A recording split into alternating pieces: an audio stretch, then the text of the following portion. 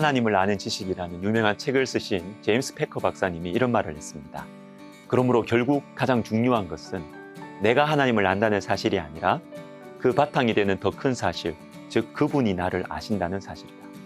그분을 아는 내 모든 지식은 나를 먼저 아신 그분의 지속적 주도권에 기인한다. 내가 그분을 아는 것은 그분이 먼저 나를 아셨고 지금도 아시기 때문이다. 여러분, 내가 하나님을 아는 것, 내가 하나님을 위해서 무언가를 하는 것도 중요하지만 더 중요한 것이 있습니다. 나의 지식, 나의 믿음, 나의 수고와 헌신보다 더 강하게 나를 붙들고 있는 것이 있어요. 하나님의 사랑, 하나님의 열심입니다.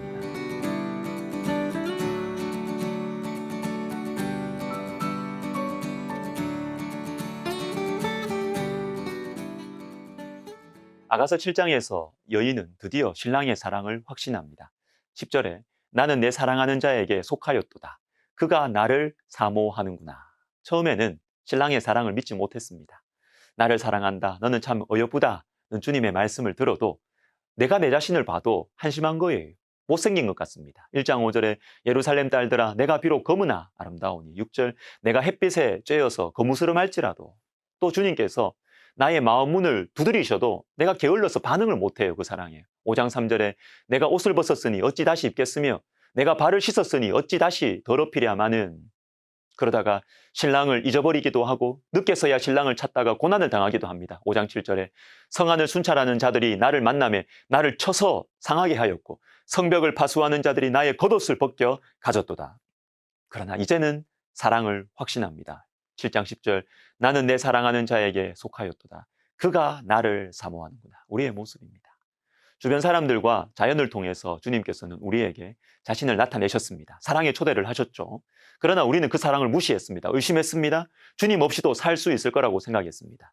그래서 주님께 마음을 열지 않았어요. 다음에 하면서 미뤘습니다. 그러나 이제는 사랑을 확신합니다.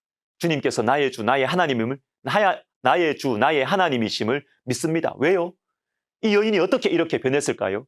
저와 여러분이 어떻게 주님의 사랑에 확신하게 되었을까요? 우리가 열심히 해서? 우리가 잘 참아서? 아닙니다. 하나님의 열심인 것입니다. 아브라함을 보십시오. 익숙하던 고향 땅을 떠나는 아브라함, 독자 이삭까지 하나님의 말씀에 따라 드리는 아브라함, 우리는 그를 믿음의 조상이라고 부릅니다. 그러나 정말 그럴까요? 하나님의 말씀에 따라 고향, 아비 집을 믿음으로 떠났던 아브라함이 창세기 12장 뒷부분에서는 자기 생명을 건지기 위해서 아내를 팔아버려요. 그런데 하나님께서 직접 사례를 보호하십니다. 그 후에 조카 롯과 불편한 관계가 되었습니다. 자신의 생명에 그렇게 집착하던 아브라함이요, 롯에게, 조카에게 선택권을 양보합니다. 네가 좌하면 나는 우하고 네가 우하면 나는 좌하리라. 그리고 얄미운 조카 롯이 전쟁 포로가 되었을 때 목숨을 걸고 가서 싸웁니다. 그런 아브라함은 또 하나님을 의심해요. 창세기 15장에 아브라함이 이르되 주 여호와여 무엇을 내게 주시려 하나이까? 나는 자식이 없사오니 나의 상속자는 이 다메섹 사람 엘리에셀이니이다. 하나님 믿지를 못해요. 하나님의 사랑을 의심합니다. 그러나 하나님께서는 이때 피로, 즉 하나님의 생명을 거는 중요한 언약을 체결하십니다. 죽은 짐승 사이로 하나님의 임재를 나타내는 타는 횃불이 지나갑니다. 무슨 뜻일까요? 내가 이 짐승처럼 생명 걸고 너와의 약속을 지킨다. 염려 마라. 두려워 마라.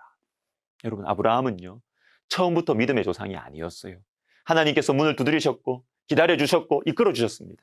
하나님의 열심히 아브라함을 믿음의 조상으로 만들어 가셨던 것이죠. 기도원도 생각해 보십시오. 기도원의 300용사 대단합니다. 그러나 여러분, 거기까지 이르기 위해서 기도원이 얼마나 주저하고 두려워했는지 아시죠? 포도주 틀에서 밀을 타작하던 기도원에게 하나님 먼저 찾아오셨습니다. 6장 12절 큰 용사여 여호와께서 너와 함께 계시도다. 지금 만약에 우리에게 하나님이 이렇게 나타나신다면 우리는 금방이라도 확실한 믿음과 헌신을 가지고 그렇게 살 수 있을 것 같잖아요. 그러나 기도원은 이 말씀을 듣고도 일어서지를 못합니다. 6장 13절에 오 나의 주여 여호와께서 우리와 함께 계시면 어찌하여 이 모든 일이 우리에게 일어났나이까. 하나님이 나타나셔도 음성을 들어도 의심과 원망에서 벗어나지 못합니다. 이때 하나님 어떻게 하십니까? 기도원 말고 다른 사람에게로 가십니까? 아니요. 기도원과 또 대화하십니다.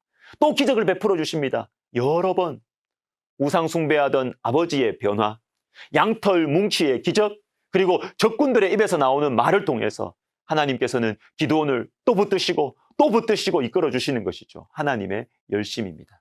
기도원이 탁월한 게 아니에요. 기드온이 용감했던 게 아니에요. 하나님의 열심, 하나님의 사랑이 기드온과 300용사의 놀라운 믿음을 만들어 내셨습니다. 마지막으로 요한복음 4장에 나오는 사마리아 수가성 여인을 보십시오. 이 여인은 사람 만나기 싫어서 가장 더운 시간에 물을 뜨러 옵니다. 이전에 남편이 5이 있었고 지금 있는 남편도 정식 남편이 아니에요. 기구한 인생이고 목마른 인생입니다. 그런데 이 여인에게 우리 주님께서 어떻게 하셨습니까? 유대를 떠나사 다시 갈릴리로 가실새 사마리아를 통과하여야 하겠는지라. 남쪽인 유대 지방에서 북쪽인 갈릴리로 갈 때 당시의 유대인들은 중간에 끼인 땅, 그러나 더러운 땅, 미움의 땅, 사마리아를 통과하지 않고 돌아갔어요.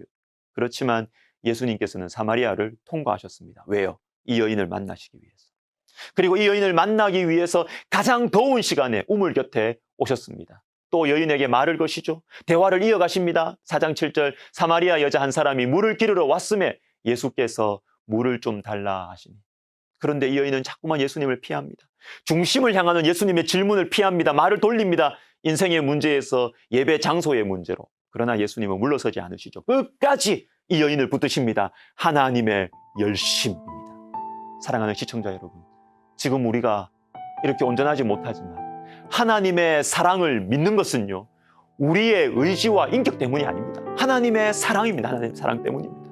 로마서 8장 내가 확신하노니 사망이나 생명이나 천사들이나 권세자들이나 현재일이나 장래일이나 능력이나 높음이나 깊음이나 다른 어떤 피조물이라도 우리를 우리 주 그리스도 예수 안에 있는 하나님의 사랑에서 끊을 수 없으리라. 하나님의 열심. 같이 기도하겠습니다. 하나님 아버지, 나의 의지, 나의 인격이 아니라 하나님의 열심이 지금도 나를 붙들고 인도하고 계심에 감사를 드리고 이 사랑을 의지하여서 오늘도 믿음으로, 사랑으로, 그리고 감사함으로 살아가게 하여 주옵소서. 예수님의 이름으로 기도드립니다.